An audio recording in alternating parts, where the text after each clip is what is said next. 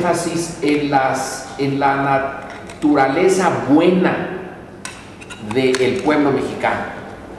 Entonces, sin que haya una decisión de abolir las clases sociales, ni pasar del capitalismo al socialismo, ni nada tan drástico, sí se señala que hay en México por lo menos dos tipos de mexicanos.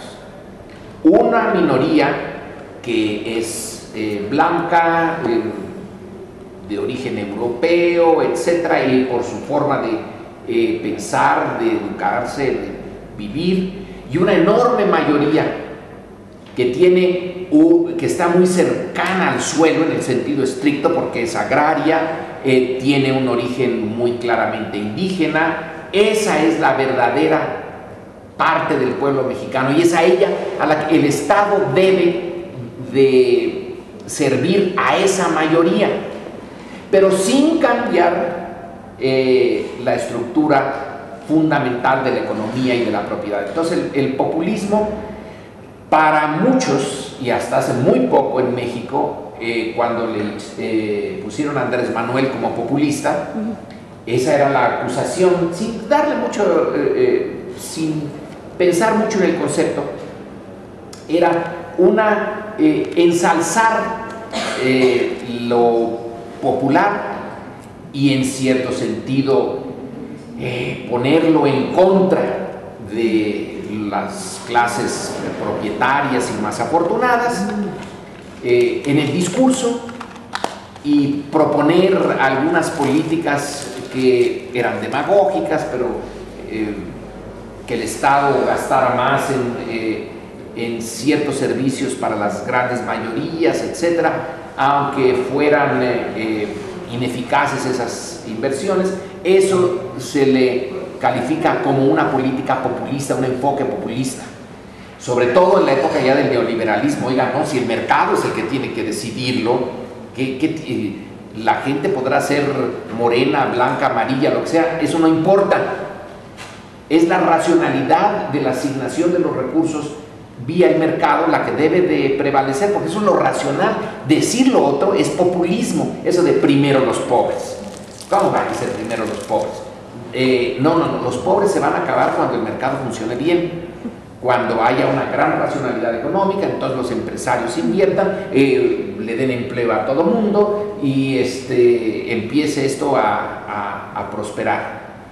Ese populismo de izquierda es el que prevaleció en el discurso de alguna parte de la izquierda. La más radical siempre también lo descalificó. No, lo que quieren es la revolución, acabar con el capitalismo y acabar con las clases burguesas. El populismo no dice que acabemos con las clases burguesas, sino que le demos mayor peso en la política del Estado a las mayorías, por el hecho de ser pobres y de ser mayorías, y con la digamos la justificación de que son la esencia del país, que se les debe históricamente.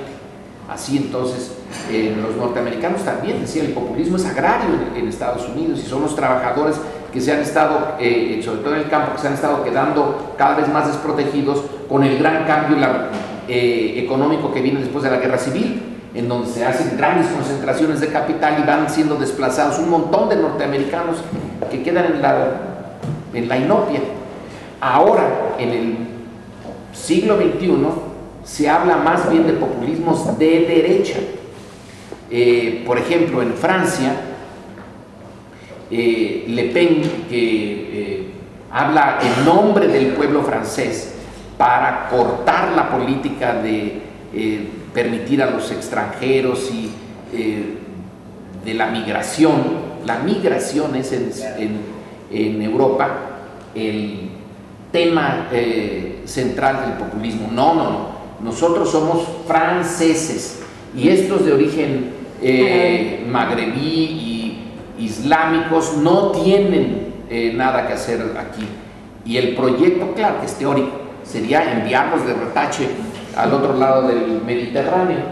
Entonces son dos populismos. En México, el populismo que funcionó fue el populismo de izquierda, y el más exitoso es el del cardenismo. Y en el caso de Andrés Manuel López Obrador, y en parte de Cárdenas, Cuauhtémoc Cárdenas, y sobre todo de Andrés Manuel López Obrador, se le acusa, se le usa el concepto como un objeto contundente para golpearlos. Son ustedes unos populistas. Ahora se usa menos, en estos últimos años ya se ha disminuido el uso del concepto, el uso político de ataque a la izquierda como populista, y en cambio en Europa sí va, y en Estados Unidos, a Gingrich también, pero ahorita el populismo que más sí, el populismo que más se ataca es el norteamericano, y es de los republicanos. El Tea Party es ahora, digamos, acusado de populista. Doctor, recientemente, bueno, ya ni tan recientemente salió este libro de Carlos Salinas de Gortari, donde denunciaba a los intelectuales orgánicos como Krause. Y la pregunta que le quiero hacer es un poco dirigida hacia pensar qué papel juegan los intelectuales de estas últimas décadas en México para borrar un poco o no dejar registro o no estar activamente en torno a la memoria.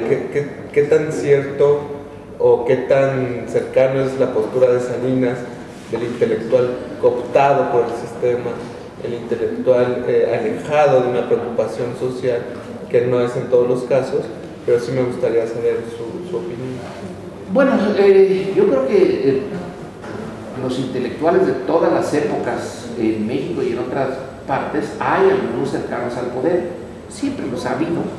No veo un cambio particularmente importante en el caso del salinismo.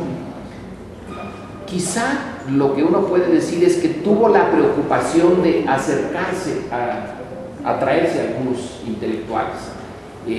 No es ningún secreto que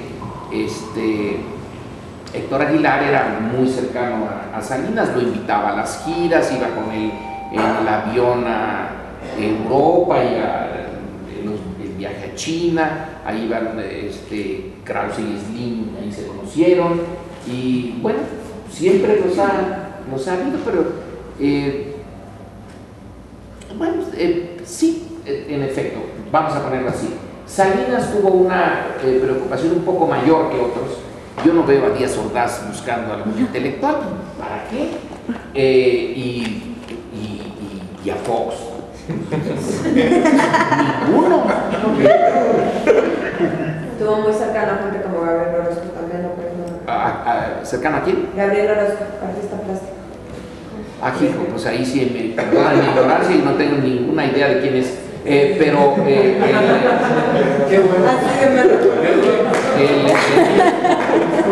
punto es que varía, la cooptación de intelectuales depende más de la voluntad del cooptador, del que tiene los recursos para cooptar. Pero también en todos estos procesos uno puede decir: estos estaban cooptados, pero estos no. Entonces el grupo intelectual, el intelectual público siempre está dividido, ese grupo. Son muy individualistas. Y algunos, bueno, sí, siempre habrá. Don Porfirio también. No se puede decir que don Porfirio fuera particularmente intelectual, pero tenía su grupo de intelectuales. Dentro de los científicos había algunos que sí podían ser calificados como intelectuales y le daban una cierta legitimidad al porfiriato por la vía del manejo del discurso, de las obras de historia, etcétera. Pero pues como el grueso de los mexicanos ni leían siquiera, pues el intelectual no tenía mucha importancia. Ahora tampoco, porque si se escriben los periódicos son para una minoría. En otros países no. En Francia, por ejemplo, el periódico lo lee el francés normal, común y corriente. Aquí no. Y las ensayos políticos, etcétera, que van en libros, pues menos. Eso lo leen un grupo muy pequeño. Pero no, yo no le pondría más allá de eso. Hay algunos presidentes, algunos centros de poder que tuvieron, digamos, sensibilidad para atraerse a algunos y buscarlos, y es muy fácil. Ahora también los poderes fácticos tienen sus intelectuales, no nada más el poder político. Slim, por ejemplo, bueno, yo no sé si es intelectual, pero se atrajo a Felipe González, el ex presidente de España, y ahí anda con él. Puede mandar